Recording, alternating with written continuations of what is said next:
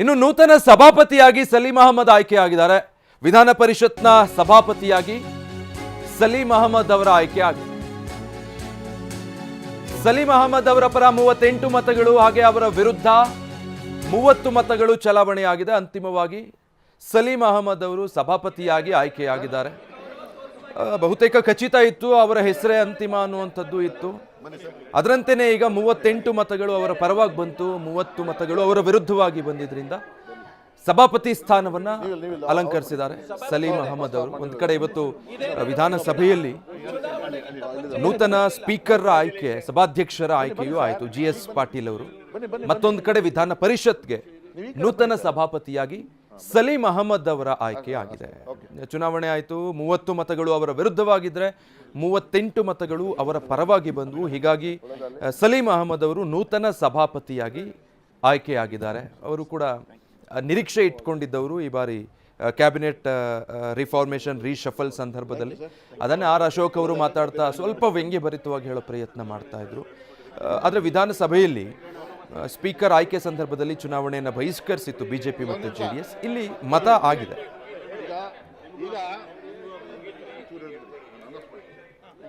ಇನ್ನು ವಿಧಾನ ಪರಿಷತ್ ಸಭಾಪತಿ ಚುನಾವಣೆ ಪ್ರಕ್ರಿಯೆ ವೇಳೆ ಗದ್ದಲ ಉಂಟಾಯಿತು. ಏನೆಲ್ಲ ಆಯಿತು ಪರಿಷತ್ನಲ್ಲಿ ನೋಡಿ. ನಾವು ಮನವಿ ಮಾಡ್ತಾ ಇದ್ದೇವೆ, ಸ್ವೀಕೃತ ಆಗಿದ್ದಾವೆ ಮಾನ್ಯ ಸಭಾಪತಿಗಳೇ, ಇದನ್ನ ಸಲೀಂ ಅಹಮದ್ ಸದನಕ್ಕೆ ತಿಳಿಸಬೇಕು. ಈಗ ಮಾನ್ಯ ಹೊರಟ್ಟಿ ಅವರ ಹಾಗೂ 7 ಪ್ರಸ್ತಾವಗಳು ಹೆಸರನ್ನು ಸಭಾಪತಿಗಳೇ ಸೂಚಿಸುತ್ತವೆ.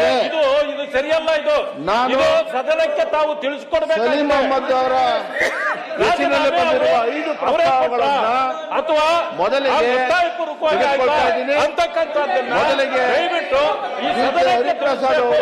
ಇದು ಪತ್ರಿಕೆಗಳಲ್ಲಿ ಅನೇಕ ವಿಚಾರಗಳನ್ನು ನಾವು ಗಮನಿಸಿದ್ದೀವಿ. ಬಿಡಿ, ಅದೆಲ್ಲ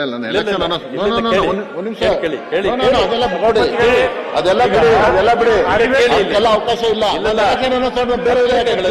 ಆಮೇಲೆ ಮಾತಾಡಿ. ಈ ಚುನಾವಣೆ ಯಾಕೆ ಆಗ್ತಾ ಇದೆ ಅನ್ನೋದನ್ನ ಈಗ ದಯವಿಟ್ಟು ತಾವು ಈ ರಾಜ್ಯದ ಜನರಿಗೆ ಈ ಚುನಾವಣೆ ಯಾಕೆ ಬಂತು, ಆ ಅನಿವಾರ್ಯತೆ ಏನಿತ್ತು ಅನ್ನೋದನ್ನ ಸದನಕ್ಕೆ ತಾವು ಚುನಾವಣೆ ಬಂದಿದೆ. ಸಭಾಪತಿಗಳೇ ಮೊದಲನೇದು ಅಜೆಂಡಾದಲ್ಲಿ ಇರ್ತಕ್ಕಂಥದ್ದು ಚುನಾವಣೆ. ಚುನಾವಣೆ ಆದ್ಮೇಲೆ ಅವ್ರು ಏನ್ ಬೇಕಾದ್ರೂ ಚರ್ಚೆ ಮಾಡಿ ಸಿಗ್ತಾ ಇದ್ದೀವಿ. ಅಲ್ಲ, ಚುನಾವಣೆ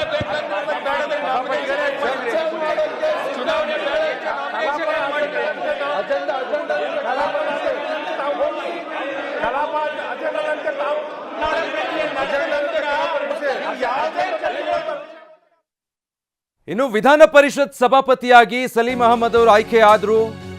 ಈ ವೇಳೆ ಸಭಾಪತಿ ಪೀಠಕ್ಕೆ ಅವರನ್ನು ಕರೆತರುವಾಗ ಮಹಿಳಾ ಸದಸ್ಯರು ಯಾರೂ ಇರಲಿಲ್ಲ. ಮಹಿಳಾ ಸದಸ್ಯರ ಅನುಪಸ್ಥಿತಿ ಇತ್ತು. ಇನ್ನು ಫೋಟೋ ತೆಗೆಯೋ ವೇಳೆ ಕೂಡ ಮಹಿಳೆಯರು ಇರಲಿಲ್ಲ. ಹೀಗೆ ಮಹಿಳೆಯರ ಅನುಪಸ್ಥಿತಿ ಹಿನ್ನೆಲೆಯಲ್ಲಿ ಬಿಜೆಪಿ ಸದಸ್ಯರು ಗರಂ ಆಗಿದ್ದಾರೆ. ಇಲ್ಲೂ ಕೂಡ ಮಹಿಳೆಯರಿಗೆ ಅವಕಾಶ ಇಲ್ವೇನ್ರಿ ಅಂತ ಕೇಶವ ಪ್ರಸಾದ್ ಗರಂ ಆಗಿದ್ದಾರೆ. ಈಗ ಸಲೀಂ ಅಹಮದ್ ಅವರಿಗೆ ಶುಭವಾಗಲಿ. ಥ್ಯಾಂಕ್ ಯು ಸರ್, ಒಳ್ಳೆದಾಗಲಿ, ಅಭಿನಂದನೆಗಳು ಮತ್ತೊಮ್ಮೆ.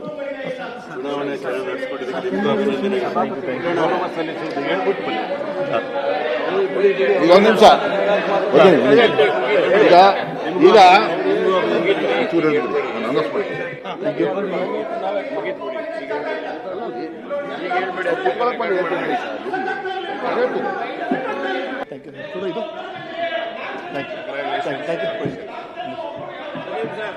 ಇವತ್ತಿನ ನೂತನವಾಗಿ ನಾವು 4 ಜನಕ್ಕೆ ಅವಕಾಶ ಕೊಟ್ಟಿದ್ದೀವಿ. ಯಾರಿಗೂ ಕೊಟ್ಟಿಲ್ಲ. ನಾವು ಕಾಂಗ್ರೆಸ್ ಸಂಸ್ಕೃತಿ 4 ಜನಕ್ಕೆ ಅವಕಾಶ ಕೊಟ್ಟಿದ್ದೀವಿ, ನೀವು ಯಾರಿಗೂ ಕೊಟ್ಟಿಲ್ಲ. ನೂತನವಾಗಿ 4 ಜನದಲ್ಲಿ ಒಬ್ರು ಕೋರ್ಟ್ಗೆ ಹೋಗಿ ಬಂದಿದ್ದಾರೆ. 4 ಜನದಲ್ಲಿ ಒಬ್ರು ಕೋರ್ಟ್ಗೆ ಹೋಗಿ ಗೆದ್ದು ಬಂದಿದ್ದಾರೆ ನೀವು ಮಾಡಿದಂತ ಅಪರಾಧದಿಂದ. ಸ್ವಲ್ಪ ಆ ಕಡೆ ಎಷ್ಟು ಜನ ಇದ್ದಾರೆ, ಈ ಕಡೆ ಎಷ್ಟು ಜನ ಇದ್ದಾರೆ, ಸ್ವಲ್ಪ ನೋಡಿ ಮಾತಾಡಿ. ಮಾತಾಡಿ.